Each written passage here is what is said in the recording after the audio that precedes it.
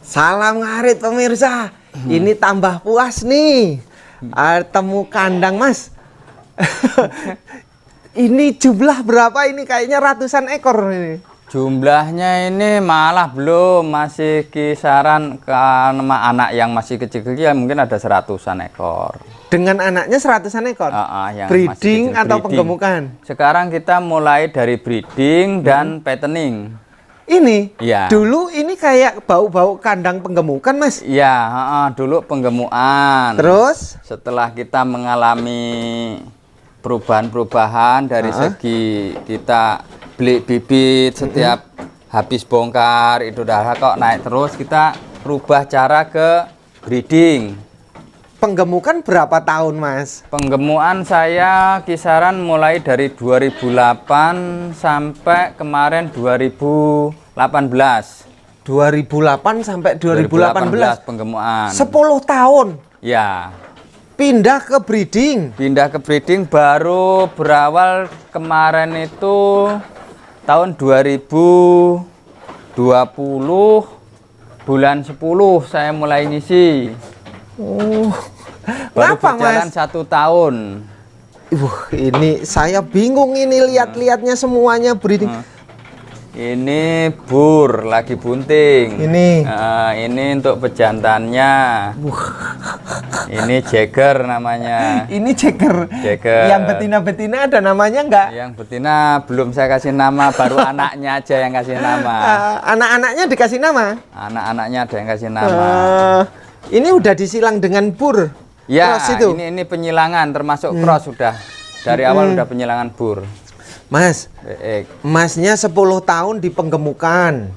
Sekarang pindah breeding. Pindah breeding. Ngapa alasannya breeding selain itu yang utama itu bukan? Satu kelemahannya dari fattening, makanya saya beralih ke breeding. Ya sebenarnya sama-sama menguntungkan sih. Cuman saya mau cari alternatif biar nanti cari bibitan. Kalau saya mau fattening kan saya nggak kesulitan cari bibitnya lagi.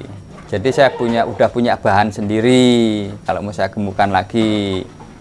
Cuman kalau kita nggak punya bahan sendiri, otomatis kan kita belanja terus. Setiap habis bongkar kita belanja. Emang kalau habis bongkar belanja ngapa alasannya Mas? Karena dalam setiap tahun yang saya amati itu selalu ada kenaikan dari bibitan.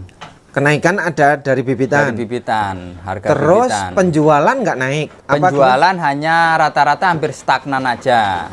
Terus keuntungannya? Keuntungannya semakin sekarang itu kan nggak bisa ibaratnya 100%. Karena satu bahan pola pakanan untuk fattening itu kan sekarang tambah naik juga. Jadi pakan naik, bibit naik, penjualan naik. Masih biasa? Penjualan masih biasa aja, standar.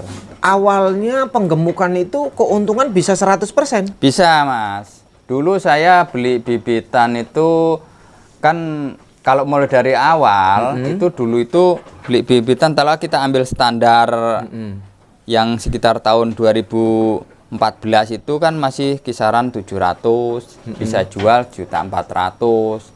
Nah kalau sekarang udah bibitan 1.500.000, kita mau ngembat 2,5 juta itu kayaknya udah mulai berat.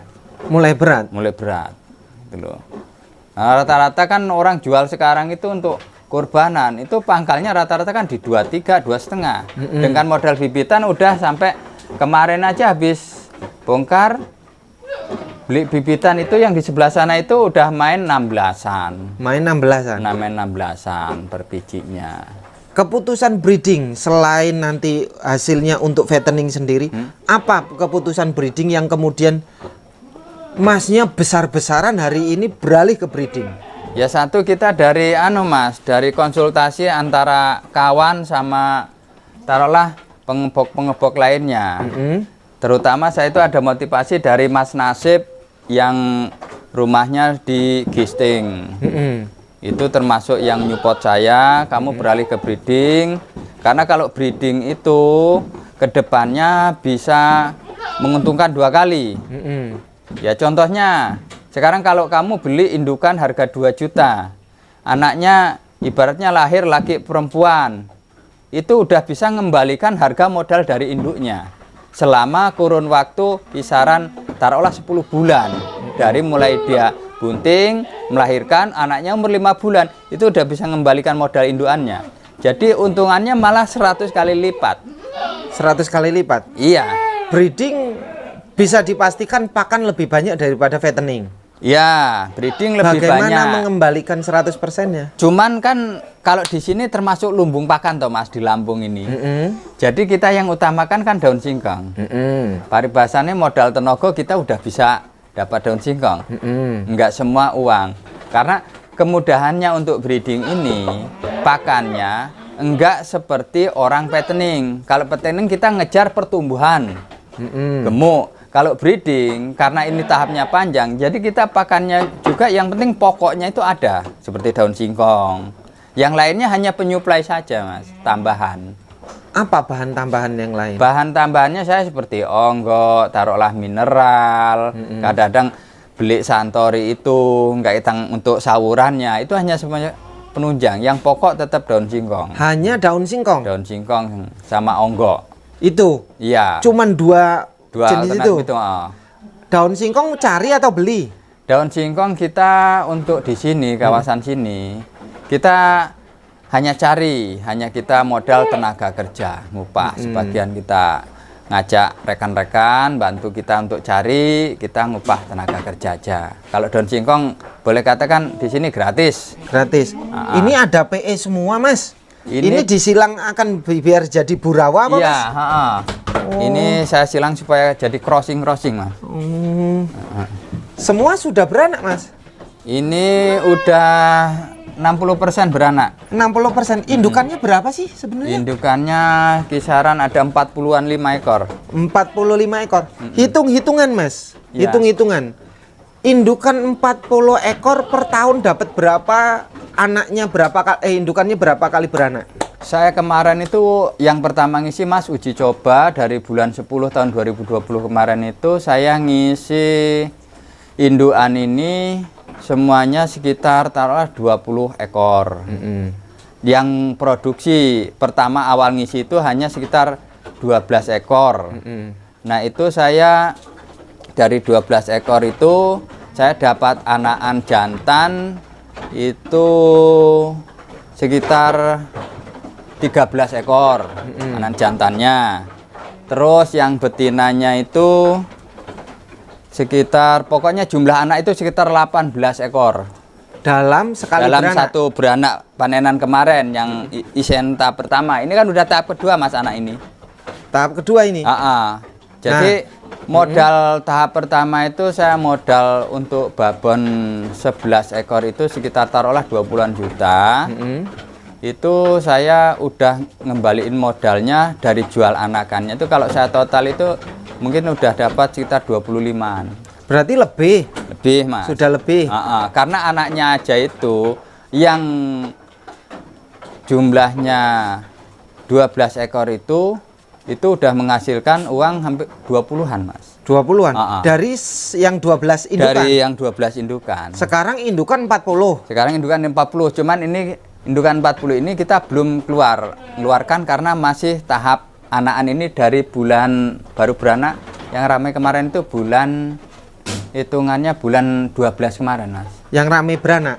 Awal bulan 12 baru pada beranak. Ini kan baru 1 bulanan, Mas, hitungannya. Ini ya? Anaknya 3 ini? Ini anaknya 2, ini anaknya ini, tapi induknya nggak mau nyusuin. Terpaksa saya doping. Oh, ini dipisah? Saya doping. Kalau nggak dipisah kenapa? Induknya nggak mau nyusuin. Digalain? Digalain, kasihan.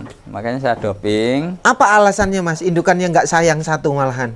Ini indukan itu karena kadang-kadang Mas, dari cenderung bawaan babonnya. Kedua, ini babon ini kan duluan ini kan belum bisa jalan. Jadi mungkin apa terlalu lama kepegang tangan apa gimana. Akhirnya dia nggak mau disisihin. Oh, dikirain bukan anaknya? Dikirain bukan anaknya mungkin itu loh. Oh. Jadi ya terpaksa lah. Coba Mas ke sana lagi, Mas, yang lorong ke sana. Ini ada 1, 2, 3. Kalau ini anaknya 1 ini. Lorongnya 3 apa 4 sih, Mas? Lorongnya ada 3. 4. Ini kayak jantan tapi kok betina ya, Mas? Ya, betina itu lagi bunting. Ini wajah-wajahnya kan jantan ya? Iya. Lu aneh ya. Tapi ya beranak. Bukan Ini- apa? Ini masih baru Mas, masih hamil. Ini? Anak hamil muda itu. Wajahnya jantan, asli jantan kan Mas? Iya, Tapi kok perawakannya malah betina. betina. Kalau orang ngomong apa namanya wandu gitu. Ya? Coba Mas ke sana. Mas. Belajar mau di koloni sebenarnya Mas. Saya kemarin settingan kandang masih susah. Ini masih bagus salah. koloni atau individu? Sebenarnya untuk kandangan betina itu sebenarnya habis lebar, bagus lebar. Saya pikir ukuran segini untuk satu indukan semeter musuh semeter 20 cukup Mas. Ternyata kalau anak dua ini ya masih sempit. Yang bagus berapa? Yang bagus itu kalau menurut feeling saya itu semeter setengah, musuh semeter 30 itu baru. Lebih banyak, lebih bagus lebarnya daripada panjangnya. Iya. Oh, jadi lebarnya 1,5 meter, ke belakang 130 udah cukup. 130 udah cukup sebenarnya. Untuk satu indukan. Satu indukan. Oh, lah kenapa ini kok 3 indukan di sini? Ini saya belajar saya kolonikan Mas. Ternyata nggak tarung juga. Walaupun bukan satu peranakan. Walaupun bukan 100 perakanan. Ini 3 indukan anaknya 7. Loh, ada yang 7? Ada yang 3 berarti ya? Ada yang 3 ini. Oh. Betinanya cuma 2. Yang 5 jantan semua. Wih, duit semua. Oh, iya. Ini anakan bapaknya ini. Oh, ini. Mm-mm. Oh, coba Mas yang ke sana yuk. Jadi ternyata koloni juga aman. Koloni aman sebenarnya Mas. Tambah kandang lebar aman. Malah saya cenderung nanti Mas saya rubah koloni aja. Loba koloni? Iya. Ya yang individu ada. Koloni Wah, ini ada. burnya ini. Ini cross burnya Mas. Wah, bobot berapa Mas? Kalau ini saya belum pernah timbang ya mungkin kisaran 60-an 60-an kilo ya. lah. Ini cross Masih ini. muda. Si di indukannya apa kok tinggi banget ini? Belum tahu. Dulu itu saya ambil waktu saya ambil patterning ada sisa ini saya sisihin buat pejantan saya bilang gitu. Oh, mungkin anu ya, Burawa ya? Burawa mungkin itu. Ini kan saburai. Ini apa Mas? Saburai lah. Apa saburai itu? Sapera itu. Oh, sapera. Akan di Ya silangkan untuk anu. Ini Jawa Randu. Ini Jawa Randu lagi hamil. Di Jawa Randuan Nih, semua. saya mau bikin anak yang kayak gini ya, Mas. Nanti untuk bahan indukan ke depannya. Bahan indukan ya? Bagus disilang dengan bur Iya, berarti ya? Ini bur apa cross ini? Ini udah masuk bur, Mas. Ini F berapa Mas? Ini kemungkinan F2, F3? udah masuk F4 itu Mas kayaknya. Ini? Ini dari gisting saya ambil. Dari gisting. Ini anak dua laki semua. Total indukan 50 ya? Tar 40-an 40 ya? 45 ya? Udah menghasilkan anak berarti berapa total Mas? Tadi 100 ya? Anaknya ini kalau total semua, kalau anaknya ini yang udah lahir mungkin sekitaran ada 30-an Mas. Ini kan masih hamil. Ini masih hamil. Kalau ini hasil hasil breeding yang dulu ini anaknya diri-diri. Ini hasil breedingan dulu. Sisanya saya ambil untuk indukan nanti banyak. Mas, kalau sistem sortir yang jelek dibuang, yang bagus apa tandanya bagus dan jelek itu? Ya kalau kan semua kelihatan dari kasat mata sih Mas. Oh ini diangen-angen kok masuk. Jadi kita lihat dari postur tubuh, dada yang lebar, terusnya pinggul geger yang lebar itu kayaknya kalau menurut kawan-kawan yang udah tahu di kambing kan bagus untuk indukan. Makanya ini selain pemanfaatan breeding berkaitan dengan anak, ada nggak pemanfaatan susu? Susu belum Mas, belum menjajana karena susu masih dimampu itu buat anak aja. Khusus buat anak? Buat anaknya, belum buat itunya. Coba lihat ke fatteningnya Mas. Jadi kalau beli lebih baik kesulitannya breeding Mas. Apa kesulitannya breeding Mas? Konon breeding itu masalah anak gampang ada yang mati, keguguran, yang kecentet, yang kecepit. Iya. Gimana Mas? Kesulitannya di breeding itu kita kan lebih fokus Mas. Cara pengurusannya beda dengan fattening. Kalau breeding itu kita harus lebih jeli. Mulai dari kambing mulai kambing, mulai birahi kita harus beli. Terusnya saat hamil, saat mau melahirkan, penanganan cara melahirkan kita pun harus belajar di situ, Mas. Karena kambing nggak sama. Waktu kayak Dere itu mau melahirkan, dia kan kadang-kadang nggak kuat keluar karena ibaratnya jalan keluarnya itu masih sempit. Jadi kita harus bukakan jalannya, Mas. Dirogoh. Ya model di rogoh cuman kan pelan-pelan. Nggak boleh sekaligus, bisa kasih jalan dulu biar keluar. Ibaratnya jangan memperhambat. Ibaratnya dia keluar udah kepala udah, jangan dibiarin, kita harus cepat-cepat menangani, Mas. Boleh katakan kita tarik lah gitu supaya cepat keluar untuk mengatasi anaknya itu kecepet di kemaluan induannya. Kadang kecepet itu kan bisa mati juga, Mas.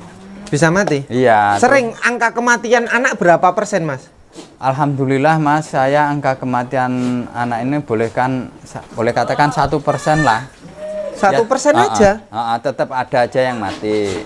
Cuman Sebabnya, ibaratnya di dalam 10 ekor itu kemungkinan 1 lah. 10 ekor kemungkinan 1. Kemungkinan 1. Dia mati itu kadang bukan masalah kecepet. Kadang yang penyakit yang nggak tahu itu kayak saya itu penyakit kejang. Oh, tetanus. Ya mungkin tetanus itu. Kalau kita kan nggak tahu tuh kejang itu penyakitnya. Obat-obatan yang dihindari saat hamil apa, Mas? Obat-obatan yang saya hindari saat hamil ini sih berdasarkan dari kawan sih saya tanyanya. Ya kayak obat gudik itu Wormetin itu perlu dihindari. Terus obat cacing itu perlu dihindari katanya itu. Terus apa lagi? Kalau setahu saya Cuman itu. dua itu. Kalau pakan karena ini cuman 2 jenis, nggak ada pantangan. Enggak, cuman pengurangan, Mas. Makanan itu harus diimbangkan. Antara daun singkong dengan onggok itu harus Mas, harus selisihnya kalau saya dibanding 3. Maksudnya banding 3, onggoknya 1. Onggok 1, daun singkong 3. 3 bak daun singkong, onggoknya 1 bak. Alasannya?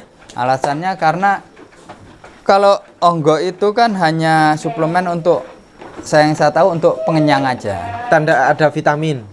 Vitaminnya kurang, ada vitamin cuman kurang. Nah takutnya kalau kebanyakan onggok di janin itu lemas, Mas.